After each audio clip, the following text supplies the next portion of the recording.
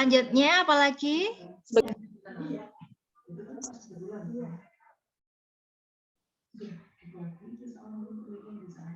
Yang fungsinya untuk sintesis protein apa namanya?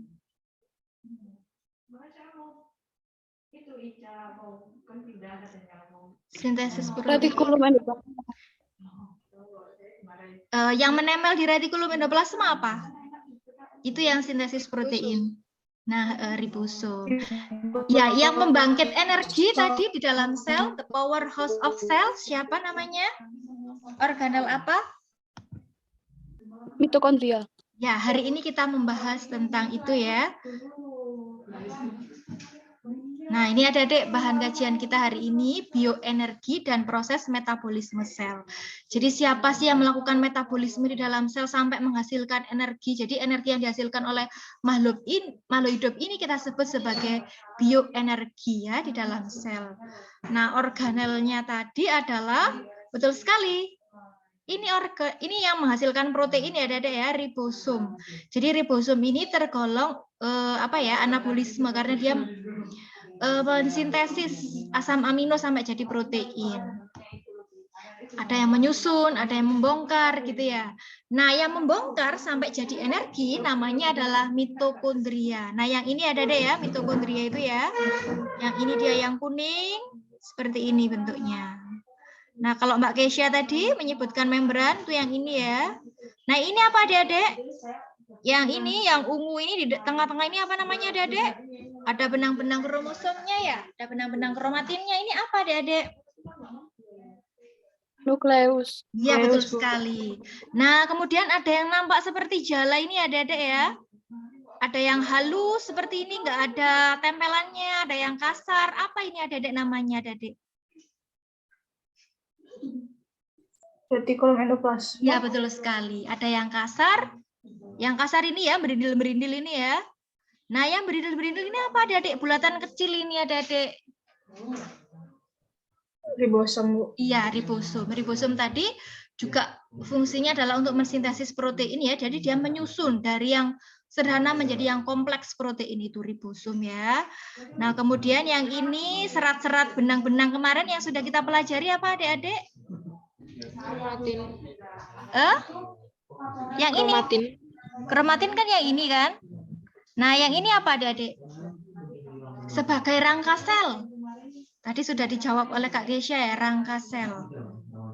Yaitu? Sitoskeleton. Nah, betul sekali adik-adik ya. Hari ini kita belajar mitokondria ya. Ini dia mitokondria itu yang seperti ini ya. Jadi seperti melekuk, di dalamnya ada krista-krista seperti ini adik-adik ya. Nah, ini diibaratkan, dianalogikan mitokondria itu sebagai pembangkit tenaga listrik karena dia bisa menghasilkan energi adik-adik ya. Pusat kekuatannya untuk menghasilkan energi itu ya di mitokondria itu tadi yang seperti ini adik-adik ya. Yang seperti ini coklat ini, kalau dibesarkan jadinya seperti ini adik-adik ya. Nah, ini bagian-bagian dari mitokondria adik-adik. Yang paling luar, ini namanya apa adik-adik?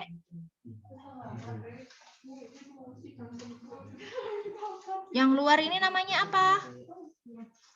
Membran mitokondria eksternal. Iya, jadi ada membran dalam, ada membran luar ya. Nah, yang di ini membran luar. Nah, kalau yang di sini adik-adik, ini adalah membran apa? Membran apa? Ini kan membran luar. Kalau ini membran apa?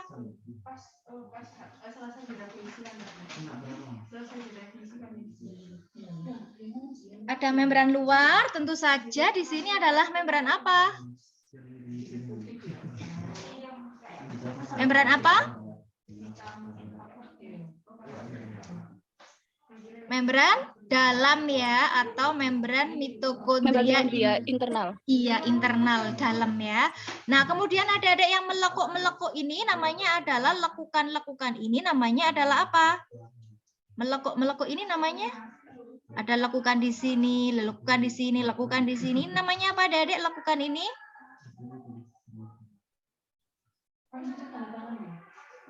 Lekukan ini disebut krista mitokondrialis. Nah, kemudian yang di dalam ini namanya adalah matriks mitokondrialis ya. Itu bagian-bagian dari mitokondria ya, Adik-adik ya. Nah, adik-adik, jadi setiap makhluk hidup perlu energi, sepakat ya. Jadi adik-adik tadi pagi makan sarapan sama nasi, sama telur, sama tempe. Nah, fungsinya apa? Untuk menghasilkan energi. Coba aja adik-adik kalau nggak makan selama beberapa hari pasti lemes karena nggak punya energi, nggak punya tenaga lagi. Jadi adik-adik, siapa yang bisa menghasilkan energi ini? Ini adalah sel ya, bagian sel yaitu mitokondria. Jadi sel itu dianggap sebagai miniatur dari industri kimiawi yang menghasilkan energi adik-adik ya. Jadi molekul kecil tadi dirakit menjadi polimer. Seperti tadi ketika menyusun asam amino tadi itu kan dari polimer kecil sampai jadi protein ya. Nah itu namanya adalah anabolisme. Gula juga bisa diubah menjadi asam amino ya adik-adik ya. Nah, jadi ada reaksi di dalam tubuh kita ini, ada reaksi pemecahan air atau hidrolisis, ada reaksi respirasi. Ketika kita menghirup udara oksigen, kita keluarkan, itu adalah respirasi ya adik-adik ya. Ternyata di dalam selnya juga melakukan respirasi seluler ya. Nah, jadi adik-adik reaksi di dalam tubuh manusia ini sangat rumit sekali, tetapi sangat efisien ya. Dan itu terintegrasi, jadi berhubungan ya adik-adik ya. Dan itu adalah respon terhadap perubahan. Jadi adik-adik hari ini kita belajar bioenergetika. Apa sih bioenergetika? Itu adalah suatu kajian tentang organisme mengelola sumber daya energinya. Jadi kan bio makhluk hidup energi. Jadi itu bagaimana caranya dia mengelola energinya, sel ya terutama. Nah, adik-adik, metabolisme itu adalah seluruh reaksi kimia yang terjadi di dalam makhluk hidup ya adik-adik ya. Jadi metabolisme ini merupakan peta jalan yang rumit sekali. Terdiri dari ribuan reaksi ya, jalurnya bercabang-cabang, ada rangkaian tahapan reaksi seperti reaksi respirasi pada manusia, ada glikolisis, pemecahan gula menjadi asam pirufat nanti dipecah lagi. Ketika kita belajar SMA kan belajar itu ya, asam pirufat transform ke siklus Krebs, kemudian ke transfer elektron. Nah, itu kan reaksinya rumit sekali. Glikolisis saja ada 10 tahapan ya. Glukosa menjadi asam pirufat aja tahapannya ada 10 tahapan, adik-adik, sangat panjang sekali. Nah, oleh karena itu adik-adik agar bisa cepat reaksinya terarah, nggak macet-macet, kita perlu bantuan dari katalis hayati adik-adik ya. Yang disebut sebagai apa katalis hayati tersebut? Sebagai enzim. Jadi enzim ini mengarahkan dan mempercepat reaksi, mengatur dan menyeimbangkan, kemudian mengatur sumber daya dan energi adik-adik ya. Nah, untuk metabolisme sendiri, reaksi di dalam tubuh makhluk hidup itu ada 2, ada yang penyusunan, ada yang pembongkaran. Nah, yang penyusunan disebut sebagai apa adik-adik? Jadi ada yang menyusun, ada yang membongkar. Yang menyusun adalah anabolisme, yang membongkar atau merombak adalah katabolisme ya. Nah, ini ada ya respirasi seluler, ini katabolisme yang kita lakukan ya. Ketika kita menghirup oksigen, mengeluarkannya. Nah, oksigen yang kita hirup ini kan masuk ke ini mana ya? Ke bronkus, bronkeolus sampai ke alveolus ya. Alveolus, paru-paru ini diedarkan ke seluruh tubuh oleh yang namanya darah ya, Adik ya. Nah, oksigen nanti di dalam mitokondria akan bergabung dengan CO2 oksigen, kemudian glukosa yang dari sari-sari makanan itu ya, Adik ya, glukosa ditambah oksigen.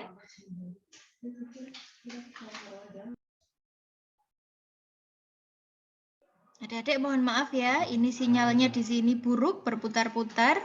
Oke, Ibu ulangi lagi, sudah terlihat ya share screen dari Ibu ya adik-adik ya.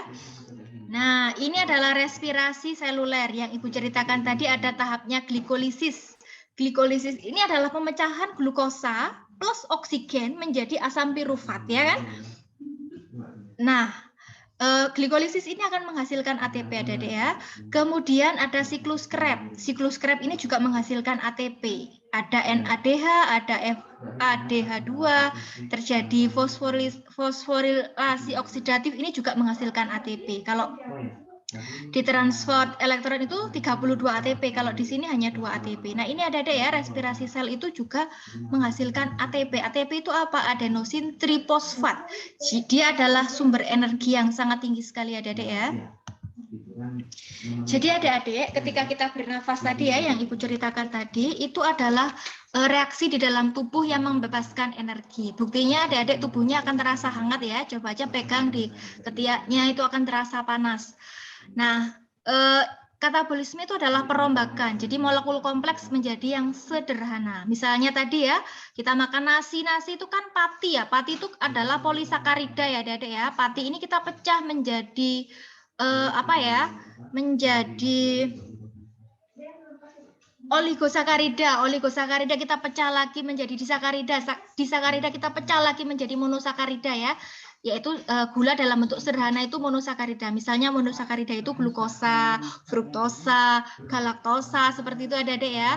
Nah, kemudian glukosa ini masih dirombak lagi adik-adik ya. Itu namanya adalah perombakan respirasi seluler. Di mana? Di dalam mitokondria. Jadi tadi glukosa ini kan gula yang sangat sederhana ya adik-adik ya. Cuma ada satu sakarida, monosakarida glukosa itu adik-adik ya. Masuk.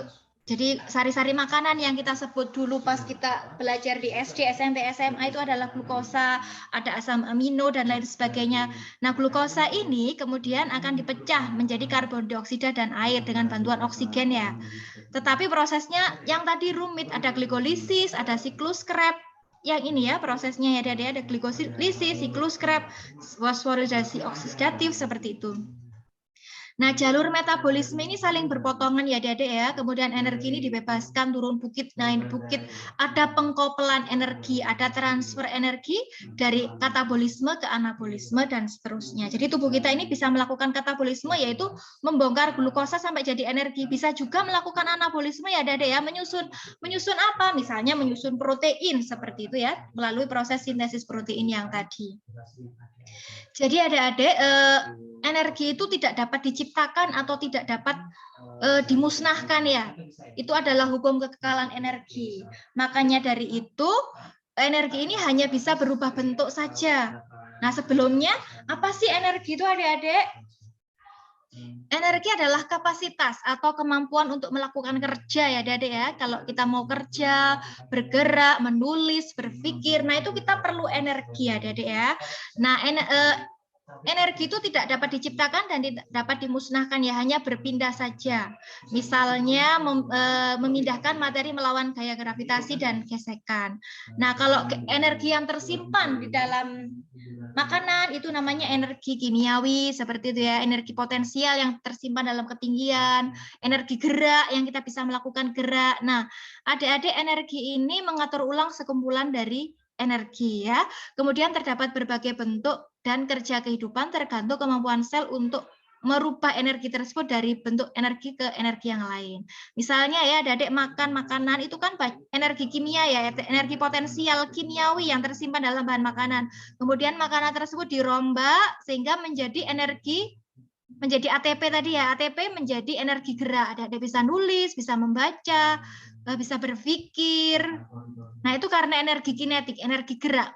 Jadi energi gerak itu adalah energi kinetik memindahkan atau menggerakkan materi. Cahaya itu adik-adik juga termasuk energi kinetik ya. Panas, kita kan juga menghasilkan panas ya. Atau energi termal itu juga energi kinetik ya adik-adik ya. Karena panas itu terjadi pergerakan molekul yang secara acak. Nah, ini macam-macam energi ya. Apa saja adik-adik macam-macam energi? Bisa mendengar suara ibu ya adik-adik ya? Halo? Halo, assalamualaikum adik-adik, macam-macam energi apa saja? Ya? Energi apa saja?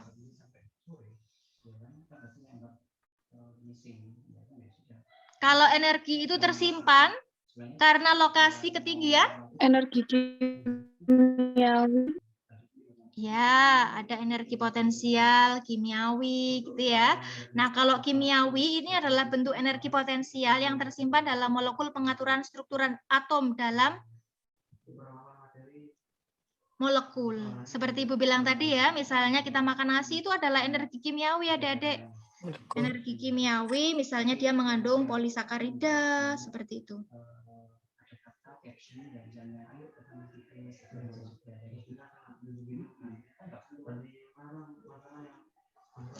Jadi energi itu berpindah, bertransformasi dari energi kimiawi menjadi energi kinetik, menjadi energi potensial. Nah, energi potensial itu energi kimiawi, nutrisi yang kita makan ya. Jadi energi kimiawi itu karena reaksi kimia yang mengatur molekul di dalam sel. Jadi organisme ini seperti kita ini ya, makhluk hidup adalah pengubah atau pentransformasi energi. Jadi kita ubah energi kimiawi menjadi energi potensial, kemudian menjadi energi kinetik, gerak, energi panas, dan sebagainya. Bisa difahami ya, adik-adik ya?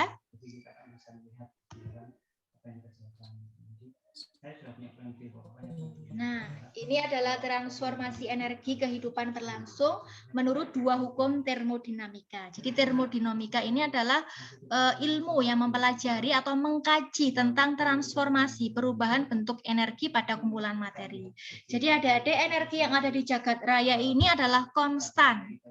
Sesuai dengan hukum kekekalan energi, bahwa energi tidak dapat diciptakan dan tidak dapat dimusnahkan, hanya bisa berubah, ditransformasi dan ditransfer aja ya.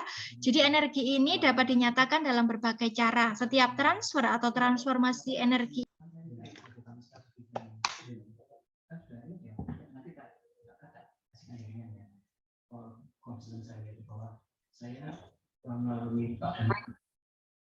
Oke, Ibu ulangi lagi ya.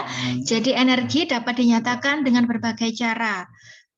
Bisa ditransfer atau ditransformasi, ini membuat energi jagat raya tidak teratur. Jadi ada entropi, kuantitas ukuran, ketidakteraturan atau keacakan. Jadi semakin acak, semakin tidak teratur, semakin besar energinya ya, Adik ya.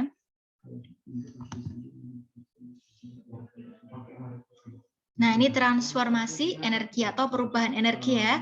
Jadi setiap kali ditransfer atau ditransformasi, energinya ini akan meningkat ya, Dada ya. Ketika kita tadi energi kimia dari makanan, kita jadikan energi kinetik. Nah, itu semakin besar ya, Dada ya, energinya. Semakin tidak teratur ini semakin tidak bisa dihentikan ya.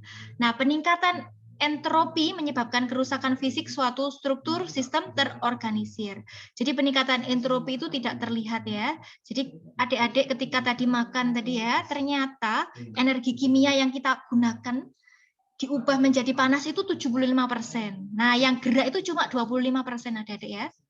Energi panas kan nanti akan hilang lagi ke angkasa lagi ya, ke lingkungan lagi. Jadi itu adik-adik, energi itu akan tetap kekal, akan tetap abadi meskipun keberadaannya acak ya adik-adik ya.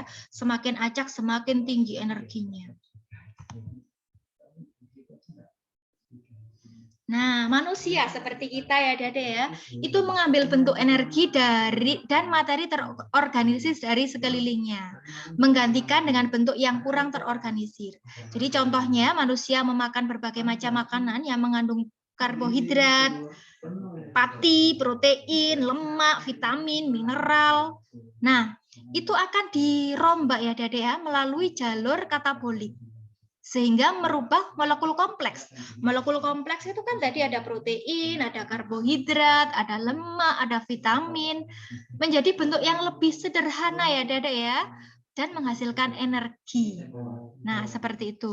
Jadi energi selain gerak, tadi kita bisa menghasilkan energi panas. 75% loh, Dada ya, energi panas yang kita hasilkan itu. Energi kinetiknya hanya 25%. Jadi energi itu mengalir ya, Dada ya, dari makanan tadi mengalir ke tubuh kita. Kemudian kita keluarkan lagi ke lingkungan melalui proses panas dan itu entropinya akan meningkat ya, Dada ya. Nah, ini contohnya ya, Dada ya, manusia memanfaatkan energi bebas. Jadi ini manusia meluncur gitu ya, dia memanfaatkan energi potensial. Energi potensial kan dari ketinggian kemudian mengambil energi kinetik sehingga jatuh seperti ini. Nah, ini juga contoh perpindahan energi ya, Dede ya. Jadi di sini ada gambar cita yang memakan rusa ya kan? Rusa ini adalah energi kimia ya, Dede ya, karena dia banyak mengandung protein, banyak mengandung karbohidrat, lemak, vitamin, mineral, banyak di sini ya. Kemudian dimakan oleh si cita ini dengan cara berburuan ya. Nah, ini energi kimiawi diubah menjadi energi gerak ya, citanya berlari-lari, dan juga energi panas. Energi panasnya dibuang ke lingkungan. Itu yang Ibu maksudkan tadi ya. Bisa difahami ya, Dedek ya. Jadi ini hukum pertama dari termodinamik. Jadi energi dapat ditransfer atau ditransformasi, tetapi tidak dapat diciptakan atau dimusnahkan. Contohnya ya, energi potensial kimia yang tersimpan dalam makanan, dalam hal ini adalah rusa ya. Nah, ini diubah menjadi energi kinetik adik-adik. Gerak lari itu kan energi kinetik ya. Ternyata energi kinetiknya cuma 25%, yang 75% energi panas. Dan energi panas ini akan dibuang ke lingkungan ya adik-adik ya. Nah, sehingga menjadi acak tadi ya energinya. Nah, ini hukum kedua dari termodinamika. Jadi setiap energi yang ditransformasikan tadi, yang diubah tadi ya, tetap akan dibuang ke lingkungan ya. Seperti ini, panas kan dibuang ke lingkungan ya, universe. Nah, ini contohnya ya. Nah, ini adik-adik, jadi energi itu semakin acak, semakin besar ya. Jadi ini dia akan memanfaatkan energi gravitasi ya, untuk turun ke bawah ya, untuk meluncur ya. Gravitational motion. Jadi ini gerak dibantu dengan energi gravitasi, dia turun meluncur ke bawah ya, sehingga ini nggak perlu banyak-banyak energi kinetik kan. Jadi di sini adalah energi dari luar itu sebesar G ya, lebih besar. Kurang stabil. Kemudian menjadi bentuk seperti ini energinya.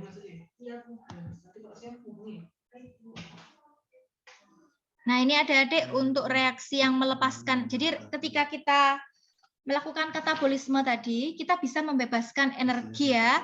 Dan juga ada yang menyerap energi adik-adik. Itu terjadinya pengkopelan ya. Kadang-kadang kita melepaskan energi, kadang-kadang kita membutuhkan energi panas seperti itu. Eksergonik. Ini adalah yang menghasilkan energi seperti ini ya.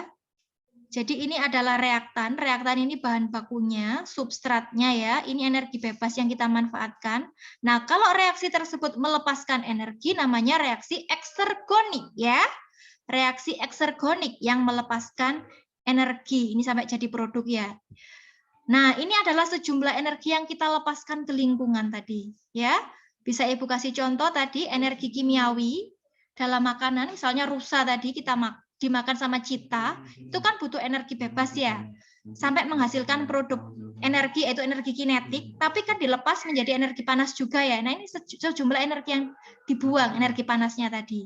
Ini melepaskan energi. Paham ya adik-adik ya? Biasanya ini untuk reaksi-reaksi katabolisme. Nah, kemudian ini energi bebasnya, ini reaktannya. Nah, ini justru memerlukan energi dari luar ya. Seperti apa yang dilakukan oleh tumbuhan? Kan dia perlu sinar matahari kan, energi dari luar kan ya. Melakukan fotosintesis itulah adik-adik sampai jadi produk. Nah, ini dia menyerap energi ya. Perlu energi. Ini yang disebut sebagai reaksi endergonik. Sudah bisa dipahami ya? Jadi kalau eksergonik menghasilkan energi, kalau endergonik justru dia membutuhkan energi. Seperti itu. Nah, jadi tujuannya kita tadi merombak bahan makanan sampai menjadi bentuk sederhana itu adalah untuk menghasilkan ini adik-adik ya, ATP. ATP itu kepanjangannya adenosin trifosfat. Nah, adenosin trifosfat ini satu jenis nukleotida yang kita temukan pada asam nukleat. Jadi ada basa nitrogennya adalah adenin yang berikatan dengan gula ribosa dan fosfat. Kalau jumlah fosfatnya ada 3 pada ekornya, maka namanya ATP. ATP ini bisa kita pecah ya, dihidrolisis menjadi ADP untuk menghasilkan energi. ADP itu adenosin difosfat. ADP itu bisa kita pecah lagi menjadi AMP, adenosin monofosfat. ATP itu bisa disusun, bisa dibom